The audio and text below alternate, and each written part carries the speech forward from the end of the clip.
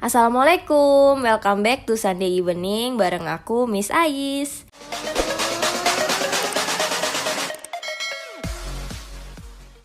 Jadi di video kali ini aku mau jelasin tentang tenses lagi. Kalau kemarin kita udah bahas simple present tense, hari ini aku mau bahas simple past tense. Nah, apa sih simple past tense? Simple past tense adalah suatu kalimat di mana dia itu menyatakan kejadian di masa lampau. Jadi kejadiannya itu hanya terjadi di masa lampau dan sudah tidak terjadi lagi di masa sekarang. Terus gimana sih kita bisa tahu kalau itu kejadian di masa lampau? Nah, biasanya dalam kalimat simple past tense itu sendiri ada ciri-ciri tersendiri. Nah, salah satu cirinya adalah adverb of time atau keterangan waktu yang digunakan dalam simple past tense itu biasanya mencakup kata-kata seperti kata yesterday yang artinya kemarin, artinya kalimat itu atau kejadian itu sudah terjadi kemarin.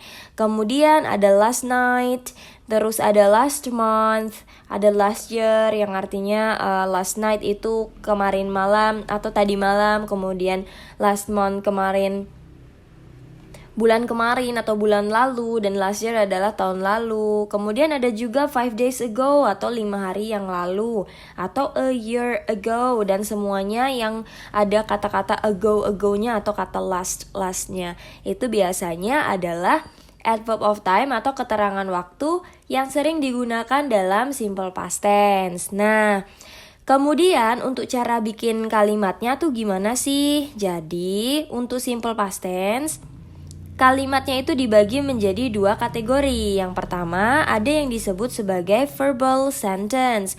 Verbal sentence itu adalah kalimat yang memiliki kata kerja, diambil dari kata verb.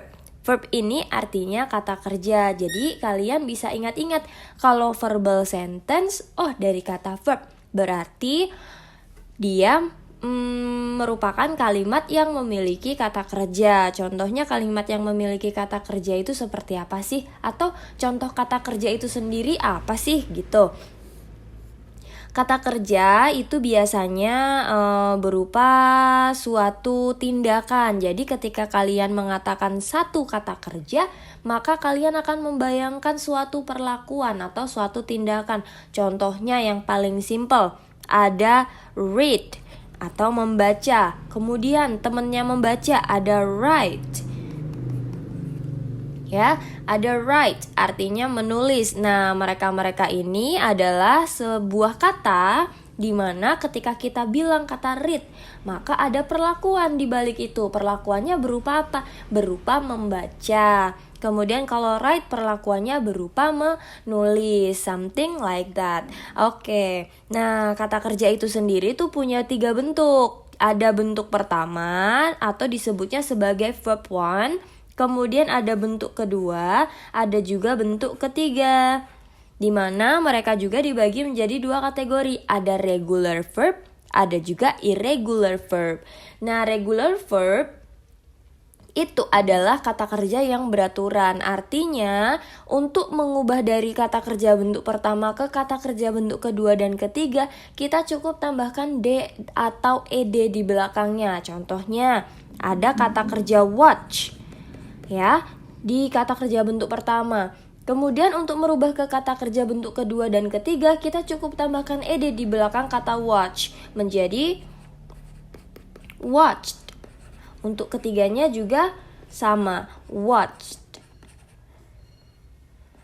Ya, gitu. Nah, untuk simple past tense itu sendiri kita akan menggunakan kata kerja bentuk kedua. Nah, ini dia nih rumusnya. Yang pertama, kita punya subjek. Subjeknya apa aja sih?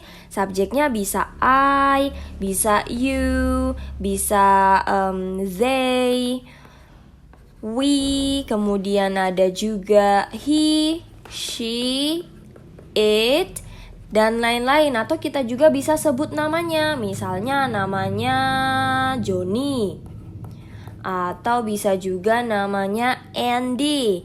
Kita sebutin aja, nggak apa-apa. Atau nama binatang boleh juga, nama orang selain nama orang dan binatang boleh juga, misalnya nama barang, ada kursi, ada meja, ada buku, dan lain-lain. Itu masuk ke subjek. Kemudian kita gunakan verb 2. Verb 2-nya yang tadi udah Miss jelasin di sebelumnya, yaitu misalnya kalau watch menjadi watched. Maka yang kita tulis adalah kata watched-nya yang bentuk kedua, bukan bentuk pertamanya. Kemudian di sini ada Miss dalam kurungin complement. Complement itu artinya adalah pelengkap. Kenapa Miss kurungin? Karena pelengkap di dalam verbal sentence itu boleh disertakan, boleh juga enggak. Kalau misalnya kalian cukup menuliskan subjek dan verb 2, that's okay, enggak apa-apa. Kalau misalnya mau ditambahkan complement juga boleh. Complement pelengkapnya itu berupa apa sih? Biasanya dia berupa objek atau juga bisa juga berupa adverb of time yang kayak yang di atas ini nih. Itu bisa jadi pelengkap. Oke deh, kita langsung aja ke contoh kalimatnya.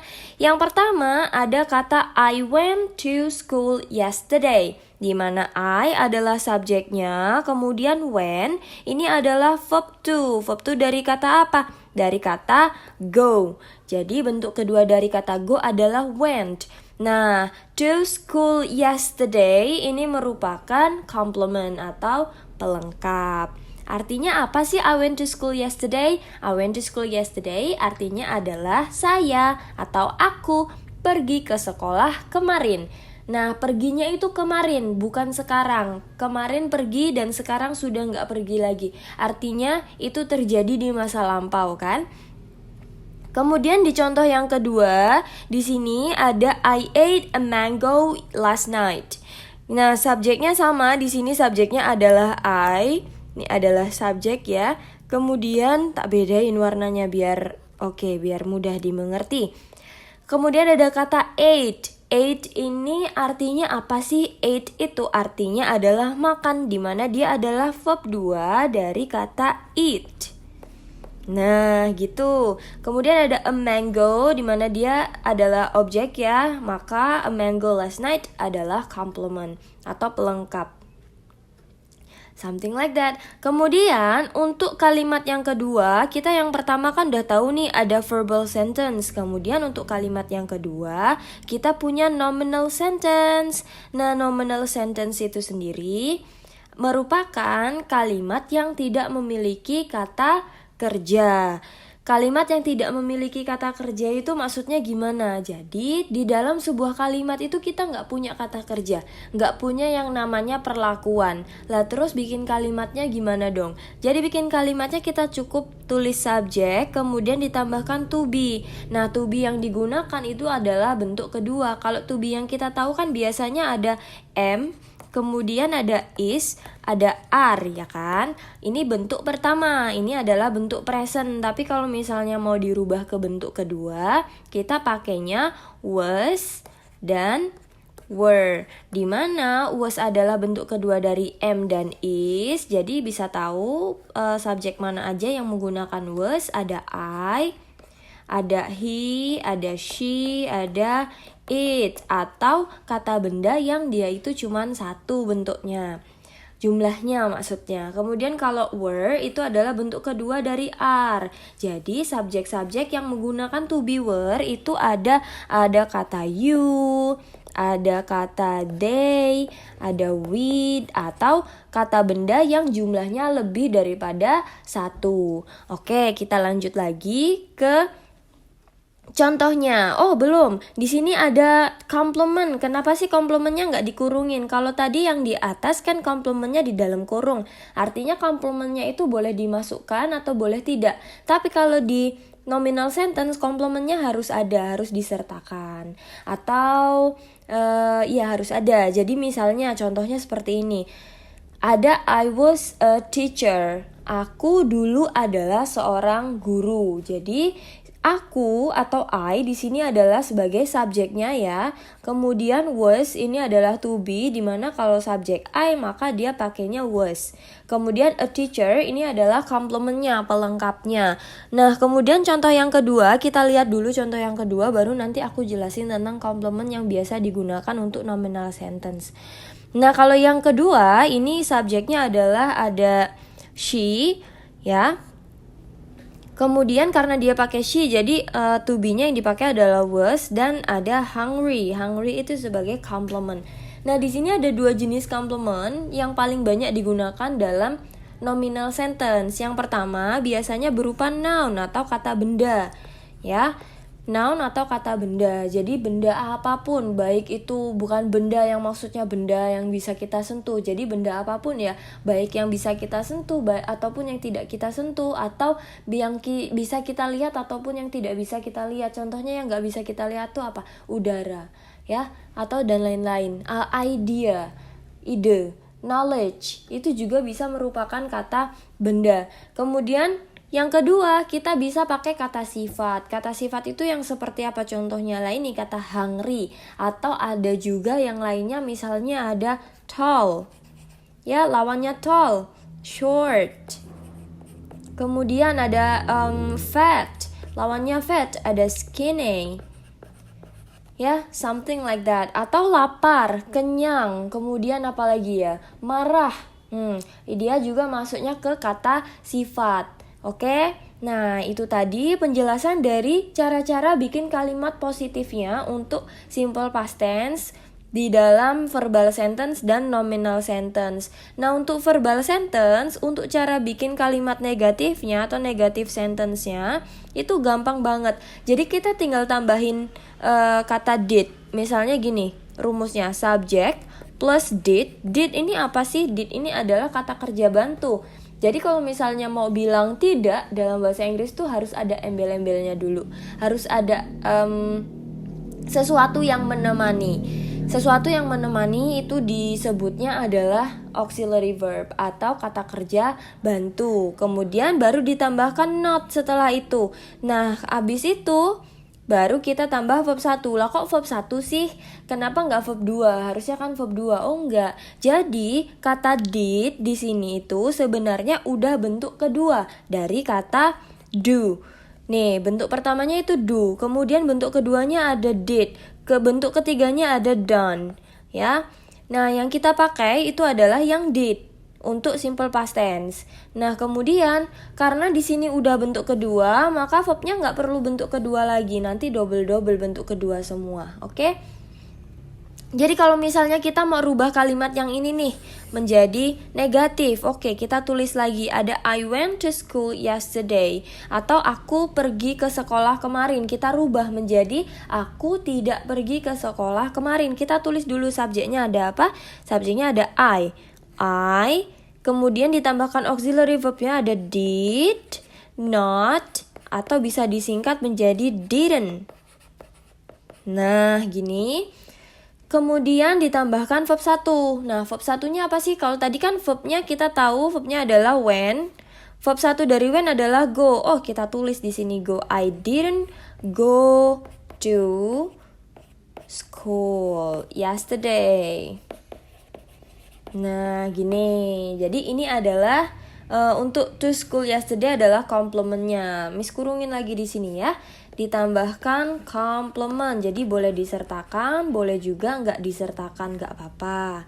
Kemudian untuk cara bikin kalimat tanya, kalau ini kan udah kalimat negatif, kalimat tanyanya tinggal dibalik aja. Dibalik gimana sih, Miss? Jadi yang ditulis adalah auxiliary verbnya dulu, did-nya dulu yang ditulis, baru subjeknya. Kemudian tadi kan Miss sudah bilang, kalau auxiliary verbnya udah bentuk kedua, maka verbnya jangan bentuk kedua lagi. Nanti double jadinya. Oke, verbnya kita pakai verb pertama. Kemudian jangan lupa complement kalau ada, kalau perlu, ya. Dan terakhir jangan lupa tanda tanya, karena kan ini kalimat tanya. Oke, kita rubah kalimatnya. Did I go to school yesterday? Subjeknya kita ganti biar nggak rancu. Did she go to school yesterday? Gitu ya. Apakah dia pergi ke sekolah kemarin? Ya, ditulis dulu did. Subjeknya apa? Dia. Misalnya dia perempuan. Did she go? Verbnya go. Kemudian complementnya kita ada to school yesterday. Nah, terakhir tanda tanya gitu. Nah, itu adalah cara buat kalimat tanya dalam verbal sentence di simple past tense. Untuk yang nominal sentence kita gampang banget, tinggal dia itu karena to be itu udah merupakan auxiliary verb, jadi dia udah nggak perlu ditambah-tambahin auxiliary verb yang lain, nggak perlu ditambahkan did atau yang lainnya. Kita cuman butuh tambahkan not setelah kata to be. Oke, kita tulis di sini rumusnya ya. Untuk kalimat negatifnya ada subject, kemudian ada to be-nya was were, kemudian ditambahkan not, ditambahkan complement. Oke, kita rubah deh dari I was a teacher. Kita rubah untuk ke bentuk negatif. Aku adalah seorang guru dulu. Oke, kita rubah. Subjeknya I, to be-nya ada was yang dipakai tadi. Oke, saya kecilin. Ada was, kemudian ditambahkan not. Nah, atau bisa disingkat menjadi wasn't. Gitu. Ditambahkan komplementnya apa yang digunakan? Ada a teacher. Gitu, gampang ya. Kemudian kalau mau bikin kalimat interrogatifnya atau kalimat tanyanya gimana dong? Kalimat tanyanya sama, dibalik juga. Jadi kalau yang tadi itu kan yang ditulis duluan itu auxiliary verbnya kan. Kalau yang di sini yang ditulis duluan itu adalah to be-nya. Jadi kita tulis rumusnya di sini ada to be, kemudian ditambahkan subjek, ditambahkan complement. Misalnya kita rubah ini menjadi bentuk negatif, bentuk interrogatif. I was a teacher, pura-puranya ini masih kalimat positif ya. I was a teacher. Oke, kita rubah ke bentuk interrogatif. To be-nya ada was, kemudian subjek yang digunakan adalah I, was I, komplementnya adalah a teacher. Jangan lupa tanda tanya. Ini miss-nya juga lupa ini. Oke, jangan lupa tanda tanya. Nah, itu tadi.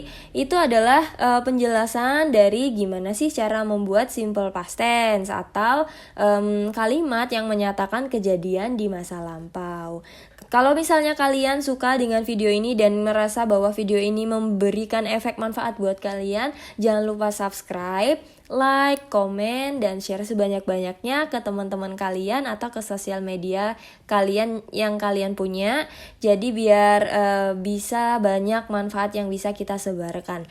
Oke, terima kasih sudah menonton. Wassalamualaikum warahmatullahi wabarakatuh.